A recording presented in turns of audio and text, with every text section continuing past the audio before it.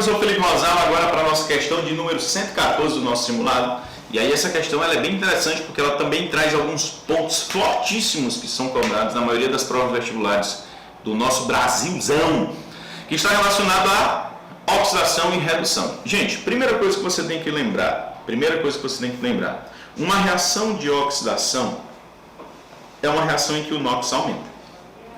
Beleza? E aí eu vou te dar uma dica, se aumentou, oxidou. Então, se você olhou para o NOx da espécie química e aumentou, é porque oxidou. E quem oxida é chamado de agente, o quê? É o contrário, redutor. Quem sofre oxidação é chamado de agente redutor. Quando você tem uma diminuição no NOx, você tem uma diminuiu, a dica, se diminuiu, olha a palavra reduziu. Se diminuiu, reduziu, olha as terminações. Então, esse cara é chamado de agente oxidante. É aquele cara que teve uma redução no seu NOx. O NOx diminuiu. E aí outra coisa que eu quero que você fique atento. Lá na química orgânica, existem reações de oxidação de álcools, beleza? E esses álcools, eles podem ser oxidados da seguinte maneira. Vamos pegar o caso do etanol, que é o álcool que a gente tem na nossa questão. Hidrogênio, hidrogênio, OH. E aí quando esse etanol ele é oxidado, ele reage com oxigênios nascentes. E esses oxigênios nascentes, eles vão interagir com um desses hidrogênios que estão aqui, ok? E aí ele forma essa segunda hidroxila. Dessa segunda hidroxila, ele sofre uma desidratação. Então ele libera uma molécula de água e vai formar nesse momento um aldeído, C dupla O ligado a H. Perfeito? Quando a gente calcula o NOx do carbono que está ligado à hidroxila, porque foi ele que sofreu a reação de oxidação, a gente percebe o seguinte. Lembra você, gente, que toda vez que você tiver átomos iguais interagindo, não existe diferença de eletronegatividade, é zero. Pelo Fon-Cl-Brich, você lembra do Fon-Cl-Brich? Quem é o mais eletronegativo entre carbono e hidrogênio? É o carbono. Então, o carbono ele tende a atrair com mais intensidade os elétrons do hidrogênio. Então, ele fica negativo, carbono e hidrogênio positivo. Negativo, positivo, mas entre carbono e oxigênio, o oxigênio é mais eletronegativo que o carbono. O saldo de cargas que eu tenho em torno do meu carbono, já que eu cancelo uma negativa com uma positiva, é uma carga negativa. Então, aqui o NOx dele é menos 1. Quando eu olho para o mesmo carbono, só que agora formando um aldeído, porque ele sofreu uma oxidação, eu vejo que é diferente. Carbono, carbono, lembrando, gente, que essa ligação aqui é direta com o carbono. Beleza? Então aqui é zero, não tem diferença de eletronegatividade. Mas entre carbono e hidrogênio existe. O carbono é mais eletronegativo, então o lado dele fica mais negativo. Aqui, o oxigênio é negativo, carbono positivo, oxigênio negativo, carbono positivo. Quando eu cancelo uma negativa com uma positiva, o que me sobra é uma carga positiva. Então, se você perceber, quando eu tenho um álcool sofrendo um processo de oxidação, eu percebo uma variação na carga de menos 1 para mais 1. É por isso que o NOx aumentou e se aumentou, ele sofreu oxidação. Não esqueça disso, porque a gente vai utilizar nessa questão. Pois bem, aqui eu vou fazer um resumo para você. Ele pede para a gente definir quem dentro dessas reações é a espécie que sofreu oxidação, quem é o agente oxidante e qual é a soma dos menores coeficientes inteiros que torna a equação corretamente balanceada. E aí, galera, a gente vai fazer algumas técnicas para que você possa perceber como calcular o NOx dos componentes. E é bem rápido. Lembre-se que você tem cargas positivas e negativas, que são chamadas de NOx, que estão relacionadas à família dos elementos químicos. A exemplo do oxigênio. O oxigênio, o NOx dele é menos 2. Lembrando que a soma de um composto neutro, a soma do NOx de um composto neutro, ou seja, quando é que um composto é neutro? É quando ele tem um número de prótons igual de elétrons. Portanto, ele não é nenhum íon, não é nenhum cátion e não é nenhum ânion. Dentro dessa reação, eu não tenho nenhum composto que não seja neutro. Todos são neutros, todos. Então, o oxigênio é menos 2 vezes 7, dá menos 14. O potássio, que é da família 1A, carga então é mais 1, vezes 2, porque são 2 átomos de potássio, mais 2.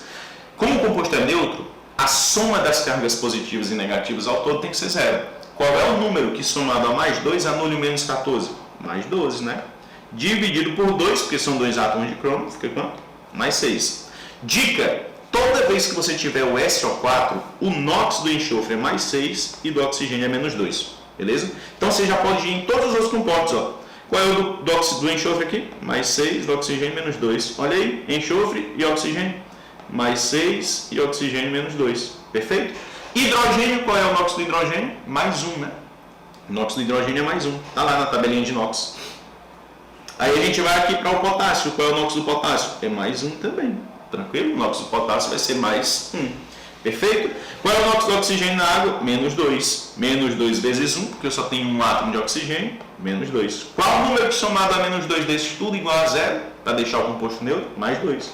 Mais 2 dividido por 2, mais 1. Então, é sempre essa dica. A gente sobe multiplicando pelo índice e desce dividindo. Perfeito? E aí, qual é a observação que eu quero fazer para vocês? Qual é o NOx do crômio aqui, professor? Gente, basta você descruzar, né? O crômio, ele sai daqui, ó. O que é índice de um vira expoente do outro. Então, o NOx do crômio é mais 3, perfeito?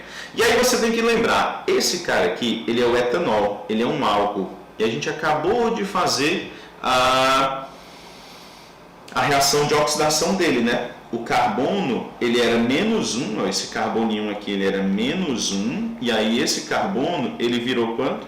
Mais 1, perfeito?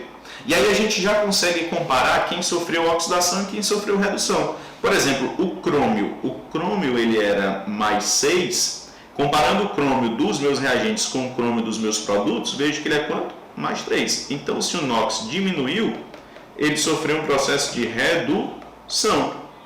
Então, ele é chamado de agente oxidante. Perfeito? Chamado de agente oxidante. E aí eu olho para qual foi o outro que mudou. Será que o potássio mudou? Não, o potássio é mais um nos reagentes, ele é mais um nos produtos. O enxofre não mudou, beleza? O oxigênio não mudou. O NOx dos hidrogênios não mudou. Quem mudou foi o NOx do carbono. Ok? Veja que o NOx do carbono era menos 1 e ele passou a ser quanto agora? Ó, mais 1. Então, se aumentou o NOx, a reação é de oxidação. Se a reação é de oxidação, ele é chamado de agente redutor. Ok? Agente redutor. Gente, só para a gente poder fazer o balanceamento da nossa reação, a gente faz o balanceamento por oxirredução. Beleza? A gente faz o balanceamento por oxirredução. O que é o balanceamento por oxirredução? É você calcular a variação de elétrons, né? Nesse caso aqui, qual foi a variação de elétrons? É sempre pegar o maior menos o menor. Qual foi o maior? É 6 menos 3, né? É sempre o maior menos o menor. O maior foi 6, depois ele foi para 3. Isso daqui dá quanto? Dá 3. Só que, por regra de balanceamento por oxirredução, o próximo passo que eu tenho que fazer é multiplicar essa diferença de elétrons pela maior atomicidade do átomo comparado. Então, eu estou comparando este crômio com este crômio. Quem tem a maior atomicidade? A atomicidade dos dois é a mesma. A atomicidade nada mais é do que o íon que está aqui, ó, 2. Beleza? Então, eu multiplico por 2, que ao todo dá quanto? 6. Faço a mesma coisa para o meu outro componente, gente. Ó. Faço a mesma coisa para o meu outro componente. Se você perceber, a variação de elétrons é o maior menos o menor. 1 menos 1, que dá quanto? 2. Qual é a atomicidade maior? Os dois carbonos que eu estou comparando, gente, é igual a 1, né? É igual a 1. Então, pronto. Posso simplificar esses dois valores? Posso. Aqui vai ficar 3 e aqui vai ficar 1. E olha a dica. Se o lado dos reagentes tivesse mais membros, eu deveria inserir todos os coeficientes do lado dos reagentes. Mas como o lado dos produtos tem mais membros, eu vou colocar um do lado dos reagentes e um do lado dos produtos. Regra de balanceamento por oxirredução. Então, esse 3 que é índice, que é o valor que eu encontrei para o K2CrO4, eu vou utilizar, na verdade, para um outro componente. Lembra que você tem que inverter esses valores? Ó, você tem que inverter esses valores. O que é o valor que eu descobri para um componente, eu vou utilizar no outro. Então, esse 3 que eu utilizei, deixa eu ver, isso. O 3 que eu utilizei para o K2CR2O7, eu vou utilizar aqui, ó. Beleza? Ah, professor, mas esse 3 você encontrou para o K2CR2O7. Isso é verdade, encontrei para ele. mas eu tenho que inverter e utilizar no outro membro. Tenho que inverter e utilizar na outra substância. O valor 3 eu encontrei para a substância que sofreu a redução, mas eu utilizo ele como coeficiente da substância que sofreu a oxidação para poder equilibrar a quantidade de elétrons transferidos. Do mesmo jeito, esse valor 1 eu encontrei para a substância que sofreu a oxidação, mas eu vou utilizá-lo como coeficiente da substância que sofreu a redução. Beleza, tá aí. E o resto eu vou balancear por tentativa. Pelo método das tentativas, gente, se você for analisar bem, se você for bem analisar, você vai perceber, professor, o que é o método das tentativas? Gente, o método das tentativas é você ir ajustando a quantidade de átomos de hidrogênio, a quantidade de átomos de oxigênio, até o número de átomos dos meus reagentes ser igual ao número de átomos dos meus produtos. Então, para que nós possamos fazer isso, observe. Vou começar sempre pelos metais, né? Metal, diferente de carbono, hidrogênio e oxigênio, carbono, hidrogênio e por último oxigênio. Quem são os metais que nós temos aqui nos reagentes? Eu tenho potássio, tenho 2 potássios nos reagentes, tenho 2 potássios nos produtos, está balanceado. Tenho dois crômios nos reagentes e aqui também, ó, tenho 2 crômios nos reagentes, Cr2, né? E aí depois disso eu vou para o ametal, que é diferente de quem? De carbono, hidrogênio e oxigênio, que é o enxofre. Perceba que nos reagentes, olha interessante, ó, nos reagentes eu só tenho um enxofre, mas nos produtos eu tenho quantos? Tenho 3 vezes 1, 3, e ainda tenho mais um enxofre daqui, ó, então são 4. Então, para deixar todo mundo igual, eu coloco um 4zinho aqui na frente, bonitinho, porque ele fica 4 vezes 1, 4. Então, o número de átomos de enxofre dos reagentes tornou-se igual ao número de átomos de enxofre dos produtos. Depois disso, eu vou para os átomos de carbono. Professor, eu tenho quantos átomos de carbono? Deixa eu ver aqui, ver se eu tenho mais algum aqui para balancear. Não, tenho não. Eu tenho quantos átomos de carbono nos reagentes, professor? Nos reagentes, gente, observe que a gente tem um átomo de carbono, 2 átomos de carbono. Mas nos produtos, professor, eu tenho quantos átomos de carbono? No caso dos produtos, nós temos o seguinte. Nós temos 2 carbonos. Só que eu vou multiplicar esses 2 carbonos por 3, beleza? Então a gente vai ficar com 6 átomos de carbono. Para deixar todo mundo igual, o que eu vou fazer? Coloco um 3 aqui na frente, ó, porque esse 3 ele vai multiplicar esses 2 carbonos que estão aqui. Então, nesse composto ao todo, eu tenho 2 carbonos. 3 vezes 2, 6, balanceou. Se eu for pegar a quantidade de hidrogênios, veja que eu tenho 4 vezes 2, 8 aqui, de hidrogênio nos meus reagentes, só que eu ainda tenho esse cara. Esse composto ele tem 3, 4, 5, 6 só nele. Só que são quantos mols? 3. 3 vezes 6, 18, mais os 4 que estão ali, 18, 19, 20, 21, 22. Beleza? Para deixar todo mundo igual, você multiplica esse carinha aqui da água, ó, por 7, beleza? E aí quando você for somar o número de hidrogênio dos meus reagentes e comparar com o número de hidrogênio dos meus produtos, você vai ter exatamente a mesma quantidade.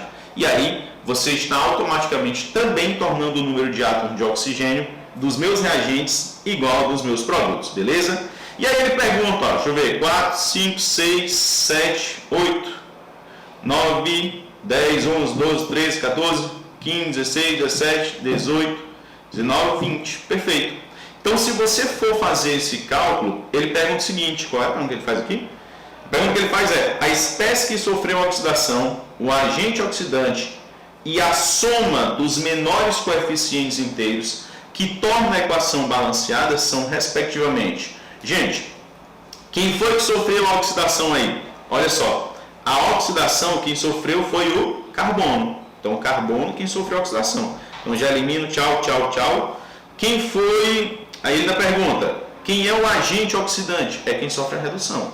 Então, é o K2Cr2O7, beleza? K2Cr2O7 é quem sofreu a redução, então ele é chamado de agente oxidante. Então a gente fica entre a letra A e a letra B. Quando a gente soma os nossos coeficientes, a gente obtém quanto? 4, 5, 6, 7, 8, 9, 10, 11, 12, 13, 14, 15, 16, 17, 18, 19, 20. Então, ó, quando a gente soma os menores coeficientes que estão aqui na frente, 1 mais 4 mais 3 mais 1 mais 7, mais 3, mais 1, a gente vai encontrar quanto? 20, beleza? 1, mais 4, mais 3, mais 1, mais 7, mais 3, mais 1, dá quanto? Dá os 20 que a gente quer, né? Ó, 5, 6, 7, 8, 9, 10, 11, 12, 13, 14, 15, 16, 17, 18, 19, 20, beleza? Então a alternativa correta, letra A, ok? Essa daqui foi mais demorada, a gente tem um limitezinho de tempo para poder fazer, mas ela é um pouquinho mais demorada, ela precisa de um raciocínio maior, mas eu espero que tenha ficado claro. Chega todo mundo, até a próxima, valeu!